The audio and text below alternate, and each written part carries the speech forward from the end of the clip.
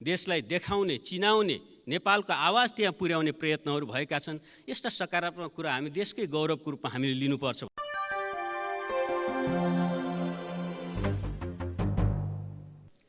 सम्माननीय सभामुख महोदय, हामी ऐतिहासिक नयाँ संविधान जारी भइसकेपछि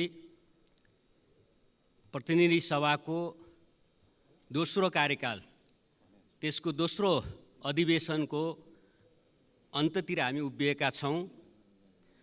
सम्माननीय सभामुख महोदय, हामीले संसदका काम कारबाहीको बारेमा, यो सदनको बारेमा हामी समीक्षा गर्दैछौँ।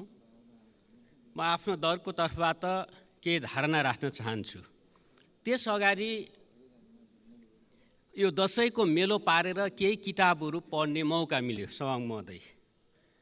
त्यसमा म केही महत्त्वपूर्ण किताबहरूमा व्हाई नेसन्स फेल भन्ने केही अगाडि पढेको किताबको नोट्सहरू मैले पढ्ने मौका पाएँ।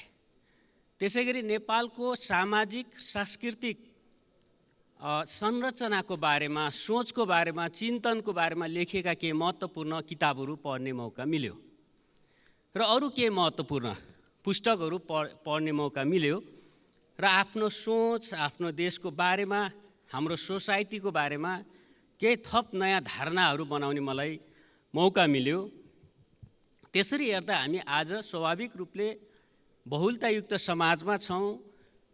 हाम्रो देश विविधतायुक्त छ। जातीय, क्षेत्रीय, भाषिक, धेरै चिजहरूमा हाम्रा विविधताहरू छन्। त्यसलाई अभिव्यक्त गर्ने खालको आधुनिक संविधान, जो लोकतान्त्रिक संविधान निर्माण गरेका छौँ, त्यसको कम्पोजिसन यो संसदमा व्यक्त भएको छ र हामी संसदीय व्यवस्था तर परिमार्जित व्यवस्थामा जहाँ जनप्रतिनिधित्व गरिरहेका छौँ, जनताका अपेक्षाहरूको प्रतिनिधित्व गरिरहेका छौँ। त्यसो गर्दा हामीले बेला बेला आफूलाई पनि रिभ्यू गर्नुपर्ने, आफूलाई पुनरावलोकन, आफ्नो दललाई, आफ्नो सोसाइटीलाई र फेरि अगाडि बढ्ने हामीले प्रयत्न गर्नुपर्छ होला मलाई भन्ने लाग्छ।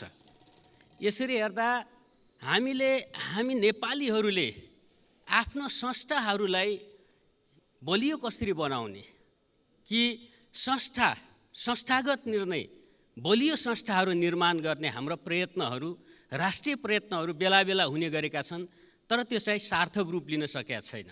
अहिले हामी आफू राष्ट्रपति हुँदा, आफूले समर्थन गरेको राष्ट्रपति हुँदा गर्ने काम र अर्को पक्षले समर्थन गर्ने राष्ट्रपति उस्तै कामलाई पनि हामी फरक दृष्टिकोणले हेर्छौँ। आफू सरकारमा हुँदा गरेका निर्णयहरूलाई ठ्याक्कै त्यस्तै निर्णय, त्यही विधेयक त्यही पास गर्यो, त्यही निर्णय अहिलेका सरकारहरूले कार्यान्वयन गर्यो भने हामी फरक दृष्टिकोण बनाउँछौँ। किन यसो गर्छौँ? त्यही विदेश नीति हुन्छ, त्यही आन्तरिक नीति हुन्छ। आफ्नो सरकारले एउटा गर्छ, आफूले अर्को गरिन्छ, आफ्नो दलले त्यो भन्छ, आफूले अर्को गरिन्छ। तर त्यही कुराहरू मूल्याङ्कन गर्दा किन हाम्रो फरक दृष्टिकोण हुन्छन् भन्दा कहीँ न कहीँ हामी संस्था बलियो बनाउने, संस्थागत दृष्टिकोण बनाउने, संस्थागत निर्णयहरूलाई जिम्मा लिने खालको हाम्रो सोच, हाम्रो प्रवृत्ति, हाम्रो संस्कृति बनेन। त्यसो गर्दा सस्तो लोकप्रियताको लागि बजारमा के बिक्छ, के बढी त सामाजिक सञ्जालहरूमा ट्रेन्डिङ हुन्छ, त्यस्ता के प्रचार हुन्छ, त्यस्ता कुरा बोल्ने, इतिहासलाई बिर्सिदिने, संस्थागत मेमोरीहरू, संस्थागत सम्झनाहरू नहुने। राज्य त एउटा निरन्तरता हो, संरचना हो, संस्था हो। त्यसका प्रतिनिधि पात्रहरूले गर्ने कामहरू एउटा सिद्धान्तमा, एउटा विधिमा, एउटा संस्कृतिमा हुन्छन् भन्ने कुरा हामी बिर्सने र आफूले चाहिँ सस्तो तत्काल आफू कहाँ छ त्यो मात्रै बोलिदिने पनि हामी गर्दा रहेछौँ। त्यसैले हाम्रो समस्या एउटा नेपाली समाजको, नेपाल राज्यको समस्या भनेको हामी इन्स्टिट्युसनहरू बनाएनौँ। न्यायालय, प्रतिनिधि सभा, सरकार, विभिन्न संवैधानिक निकायहरूलाई एउटा विधिमा, सिद्धान्तमा हेर्ने, चलाउने, त्यसलाई मान्ने, त्यसलाई स्वीकार गर्ने भन्दा आफू गृह मन्त्रालयमा छ, आफूले गरेका सबै हुन्छ।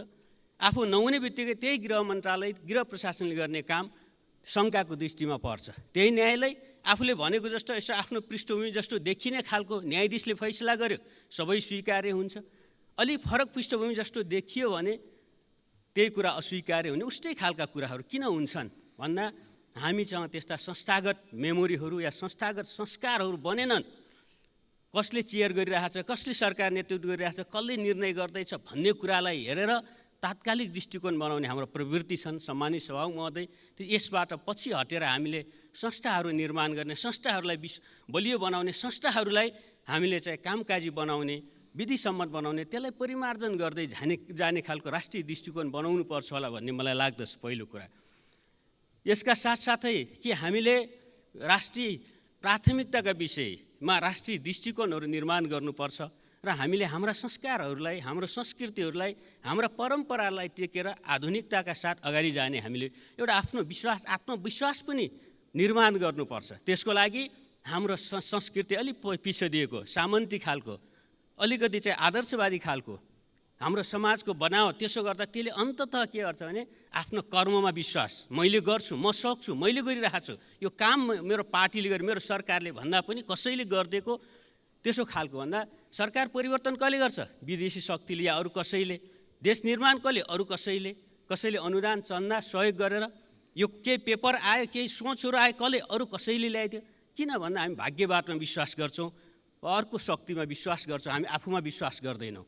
त्यसो हुँदा सामान्य सभामुख महोदय, हामी सबैले कमसेकम हाम्रो संस्कृति, काम गर्ने संस्कृति, नयाँ युवा जेनेरेसन आएको छ, युवा पिँढीले विज्ञानमा विश्वास गर्छ, प्रविधिमा विश्वास गर्छ, तथ्यमा विश्वास गर्छ, डेटामा विश्वास गर्छ। कमसेकम नयाँ पुस्तालाई हामी त्यसरी प्रशिक्षित गरौँ। तथ्यहरू के हुन्, तथ्यहरूले के बताउँछन्, सायद त्यतातिर हाम्रो संस्कृतिलाई उन्नत बनाउँदै जाने हो कि।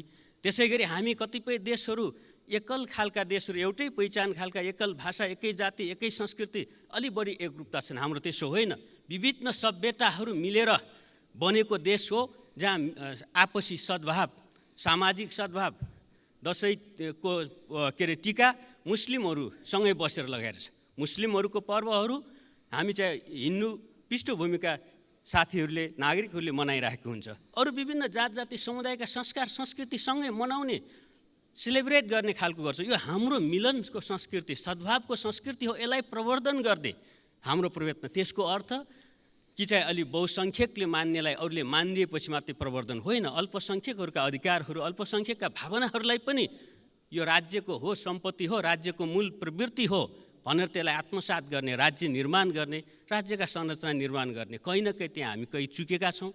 जसले चाहिँ हाम्रो संस्कृति अहिले अतिवादमा जान, बेला बेला सामाजिक सद्भाव किन, धार्मिक सद्भाव किन भड्किन खोज्छन् भन्दा त्यही प्रवृत्तिले काम गरिरहेको छ कि हामीले बहुलतालाई स्वीकार गर्न सकेन। मुखले हामी भन्छौँ बहुलता, विविधता, तर हामीले त्यो स्वीकार गर्न सकेन। त्यो अनुसारका हाम्रो आचार व्यवहार संस्कृति सोच बनेका छैन। एक रूप खोज्छौँ, आफू जस्तो छैन मान्छे, त फरक छन्।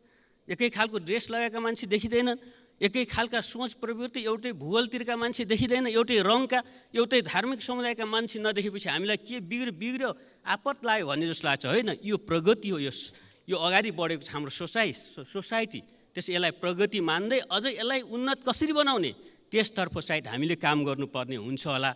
सभामुख महोदय, त्यसरी हेर्दा चाहिँ हामी अहिले यो 1 वर्ष र पछिल्लो हाम्रो सदनको कार्यकालको समीक्षा गर्दा संसदले केही प्रयत्न गर्यो। अवश्य पनि नयाँ मान्नेहरू आएका छौँ, जनप्रतिनिधिहरू नयाँ छौँ, कति चाहिँ धेरै नयाँदेखि अनुहारहरू छौँ, जसले प्रशिक्षित हुने, शिक्षित हुने, जनताको आवाजलाई यहाँ राख्ने र एउटा संसदका काम कारबाहीका प्रक्रियामा, एउटा संस्कारमा एउटा अगाडि बढ्ने खालको सकारात्मक कामहरू अगाडि बढेका छन्। कानुन निर्माणकै क्रममा पनि हामीले चलन चल्तीको भाषाभन्दा मित्रव्याजी सम्बन्धी अपराध थियो, सामन्तवादको अवशेष थियो, त्यसलाई पराजित गर्ने हामी सबै एक धिक्का भएर उभियौँ। यो राम्रो संस्कार हो। पक्ष प्रतिपक्ष भएनौँ, सरकार या प्रतिपक्ष यसमा भएनौँ, त्यसले जनतामा न्यायको सुरुवात भएको छ भन्ने मलाई लाग्दछ। शिक्षा विधेयक लामो समय सङ्घीयता कार्यान्वयनको एउटा महत्त्वपूर्ण औजार थियो, त्यो यहाँ प्रस्तुत भएर अहिले समितिमा छलफल चलिरहेको छ। अहिले तथ्याङ्क हेर्दा 22वटा विधेयकहरू सरकारले सदनमा प्रस्तुत गरेको रहेछ। त्यो विधेयकहरू विभिन्न समितिहरूमा छलफलमा छन्, कतिपय चाहिँ संसदमा दर्ताको रूपमा रहेका छन्। यसको अर्थ सरकारले बिजनेस नदिएको मात्रै देखिँदैन, कतिपय कुराहरू हामीले आफूले पनि यहाँ चाहिँ संसदलाई प्रभावकारी बनाउने कुराहरू सायद हाम्रो जिम्मेवारीमा हुन्छन् होला। सामान्य सभामुख महोदय, सरकारको प्रतिनिधित्व गर्दै प्रधानमन्त्रीजीको भारत भ्रमण, चीन भ्रमण, संयुक्त राष्ट्रसङ्घको भ्रमण, त्यसै गरी रोममा भएको संयुक्त राष्ट्रसङ्घ कार्यक्रममा, इटलीमा भएको कार्यक्रममा सहभागिता, यो चाहिँ देशको चाहिँ विषयहरू देशलाई देखाउने, चिनाउने, नेपालको आवाज त्यहाँ पुर्याउने प्रयत्नहरू भएका छन्। यस्ता सकारात्मक कुरा हामी देशकै गौरवको रूपमा हामीले लिनुपर्छ भन्ने लाग्छ। हालैको संयुक्त राष्ट्रसङ्घका महासचिवजीको नेपाल भ्रमण, संयुक्त सदनलाई गरिएको सम्बोधन त्यसमा खास गरी जलवायु परिवर्तन सम्बन्धी गम्भीर चिन्ता व्यक्त कि हाम्रो हिमालयहरूमा पछिल्लो 30 वर्षमा 1/3 भन्दा बढी हिउँ पग्लिएको छ। त्यहाँ चाहिँ समस्याहरू देखा पर्दै गएको छ, जसले यो क्षेत्रमा दक्षिण एसियाली क्षेत्रमा हिमालय क्षेत्रको जो डिपोजिट छ पानी हिउँको रूपमा, त्यसले चाहिँ 1 अर्बभन्दा बढी जनसङ्ख्यालाई खानेपानीको आपूर्ति गर्दछ। यो चिन्ताको विषय हो कि मानव जीवन के हुन्छ आगामी वर्ष। हामी यो जलवायु परिवर्तन जो हाम्रो यसमा योगदान छैन, यो परिवर्तनमा हाम्रो कुनै दोष छैन, तर विकसित देशहरूको औद्योगिकरण कारण यो भएको छ। यसमा त्यही देशहरूले कम्पेन्सेट गर्नुपर्छ भनेर यही मञ्चबाट महासचिवले उद्घोष गर्नु, विश्वको लागि भन्नु नेपालीहरूको अधिकार हो। नेपाल राष्ट्रको, नेपाल देशको, नेपाली जनता, यो क्षेत्रको लागि, त्यो चाहिँ विकसित देशहरू जसले यो चाहिँ जलवायु परिवर्तनमा जो चाहिँ क्षति गर्ने, सन्तुलन बिगार्ने काम भएको छ, त्यसमा क्षतिपूर्ति गर्नुपर्छ, योगदान गर्नुपर्छ यहाँ भन्ने कुरो भयो। यो विशेष कुरा हो। यो हामी कसै दल विशेषले, सरकार विशेषले जस लिने कुरो होइन। शान्तिको कुरा, लुम्बिनीमा उभिएर बुद्धले यो लुम्बिनीमा नेपालमा जन्मनु भएको भनेर त्यो ठाउँमा उभिएर विश्वलाई भन्ने, हामी त भन्दै आएका थियौँ, विगतमा भन्यौँ। अहिले संयुक्त राष्ट्रसङ्घको महासचिवले त्यो भन्ने वातावरण कसरी सम्भव भयो? यो नेपालीहरूको गौरव होइन, नेपालको गौरव होइन, यो कुनै सरकार विशेषको कुरा होइन। यो गौरव हामीलाई प्राप्त भएको छ। त्यसै गरी शान्ति प्रक्रियाको बाँकी काम, सङ्क्रमणकालीन न्याय सम्बन्धी काममा हामी अलिकति अगाडि बढेका छौँ। त्यसमा अन्तर्राष्ट्रिय समर्थन रहने जो उद्घोष भएको छ, वचनबद्धता भएको छ, त्यसमा सरकार पक्ष प्रतिपक्ष सबै नै एक ठाउँ नजिक आउँदै गरेका छौँ। यो खुसीको कुरा हो। यद्यपि विधेयक अहिले पनि समितिमा छ, त्यसमा सहमतिको प्रयत्न भएको छ। सहमति किन बन्न सकेन भन्ने कुरा सबैलाई थाहा छ। पीडित मैत्री बनाउनु पर्छ भन्ने हामी सबैलाई थाहा छ। हामी सबै हिजो द्वन्द्वरत पक्षहरू, पार्टीहरू सरकारमा पटक पटक सँगै बसेका छौँ, सँगै चुनाव लडेका छौँ, पार्टी एकता पनि गरेका छौँ। तर पीडितहरू आज पनि हामीलाई सबैलाई प्रश्न गरिरहेको छ कि तपाईँहरू सँगै बस्नुहुने, सरकार बनाउने, पार्टी एउटै बनाउनु हुने, सेना, प्रहरी, माओवादी विभिन्न ब्याकग्राउन्ड एउटै बसेर चाहिँ एकले अर्कोलाई मान्ने, अनि पीडितहरू को हुन्, किन न्याय नपाउने भन्ने प्रश्न छ। यो प्रश्न हामी सबैलाई हो, राज्यको प्रश्न राज्यलाई हो, यो कुनै दल विशेषसँग सम्बन्धित होइन। यसमा हामी दृढतापूर्वक हामीले चाहिँ सहमतिका साथ नै अगाडि जानुपर्छ। केही दिन अगाडि हिजोकासम्म नेताहरूका बिचमा भएका सद्भावहरू, छलफलहरू यसले सकारात्मक सङ्केत अवश्य पनि गरेको छ। विगतमा पनि हामी संसदलाई सहमति, प्रमुख प्रतिपक्ष लगायतलाई समेटेर जाने, समितिहरूका नेतृत्वहरू पनि सँगै जाने, यो कुनै बहुमत लिनेले सबै लिने नीतिमा, नियममा हामी त्यो सोचमा सरकार छैन भन्ने कुरा यहीँ व्यक्त भएको छ। तर त्यो अनुसारको हामी वातावरण कसरी बनाउने, सहमति कसरी बनाउने, त्यो अनुसारको मनोविज्ञान कसरी बनाउने, त्यसमा हामी सबैले प्रयत्न गर्नुपर्छ होला। स्वाभाविक रूपले त्यसमा सत्ता पक्षले, सरकारले त्यसले प्रयत्न गर्नुपर्छ। त्यसै गरी संसद स्वाभाविक रूपले यसमा जनताको आवाज प्रतिनिधित्व हुनुपर्छ र संसदको नेता मूल रूपमा प्रधानमन्त्री नै हो। बहुमत सांसदहरूको प्रतिनिधित्व जसले गर्छ, प्रधानमन्त्री नै संसदको नेता हो। दुनियाँभरि स्थापित सिद्धान्त हो। साथसाथै सरकारले चाहिँ बिजनेस दिनुपर्छ, सरकारले संयमता साथ यसलाई अगाडि लानुपर्छ, सफल बनाउनुपर्छ। साथसाथै प्रमुख प्रतिपक्षले चाहिँ यसलाई, यो संसदलाई सार्थक बनाउनेमा सँगसँगै भूमिका रहन्छ। त्यो प्रकारको प्रयत्न हुनुपर्छ होला। कतिपय असान्दर्भिक विषयमा पनि हाउस बन्द हुने जस्ता कामहरू भए, आगामी दिनमा सायद त्यो कुराहरू हामीले केही शिक्षाहरू पक्का पनि सिक्नेछौँ भन्ने मलाई लाग्दछ। त्यसै गरी सम्मानित सभामुख महोदय, इजरायल र गाजा बिचमा युद्ध भइरहेछ। त्यहाँ चाहिँ हामी 10 नेपाली विद्यार्थीहरूको दुःखद निधन भयो। हामी दुःखको क्षणमा छौँ र एकजना विद्यार्थी विपिन जोशी अहिले पनि अपहरणमा रहेको या बन्दी अवस्थामा रहेको अवस्था छ। त्यो चाहिँ छिटोभन्दा छिटो नेपाल ल्याउनको लागि सरकारको म ध्यानाकर्षण गराउन चाहन्छु। अर्थतन्त्र बिस्तारै लयमा फर्किएको छ। कुनै बेला हामी श्रीलङ्का बन्छौँ भनेर प्रश्न गरिन्थ्यो दिनदिनै, 1 वर्ष अगाडि, अझ अलि अगाडि भने आज हामी बाह्य क्षेत्र एकदम राम्रो छ, त्यसलाई राम्रो भन्न सक्नुपर्छ। 1 वर्षको वस्तु आयात गर्ने हामीसँग फरेन करेन्सी रिजर्भ छ। 1 वर्षको लागि सेवा तथा वस्तु तथा सेवाको लागि झन्डै 11 महिना पुग्नेछ। कुनै बेला 6 महिनामा झरिसकेका थिए। त्यस्तो अवस्थाबाट आज ढुक्कले हामी वैदेशिक वस्तु या सेवा आयात गर्न सक्ने, पुँजीगत लागत अथवा खर्च गर्ने खालका वस्तु, पुँजी निर्माण गर्ने खालका सामान आयात गर्न सक्ने अवस्थामा छौँ। हामी कुनै नियन्त्रण गर्ने अवस्थामा होइन। त्यसैले यो राम्रो हो। तर आन्तरिकतर्फ केही अर्थतन्त्र चलायमान गर्नमा सरकारले काम गर्नुपर्ने नै देखिन्छ। त्यसै गरी हामी भूराजनैतिक सन्तुलन कायम गर्दै हामी भूराजनैतिक जटिलताहरू, संवेदनशीलता, द्वन्द्वहरूका बाछिटाहरू विश्वभरि देखिएका छन्, हाम्रो क्षेत्रमा देखिएको छ, हाम्रो देशतिर पनि त्यो देखिएको छ। त्यो कुरोलाई सन्तुलन गर्दै स्वतन्त्र परराष्ट्र नीति अपनाउँदै हामीले हाम्रो आफ्नो चाहिँ उपस्थितिलाई केही दिन हामीले सुन्यौँ महासचिवको भाषण पनि कि विशाल छिमेकीहरूको बिचमा पनि हाम्रा पुर्खाहरू पूर्वजहरूले देशलाई स्वतन्त्र सार्वभौम राख्न सक्नुभयो। हामीले पनि त्यो खालको चतुर्यता, त्यो खालको विवेकशीलता, बुद्धिमत्ता प्रयोग गरेर हाम्रो देशको स्वाधीनता, सार्वभौम सत्तालाई कायम गर्दै फेरि हामीले आफूलाई विकास गर्ने, समृद्धि गर्ने दिशामा जानै पर्छ।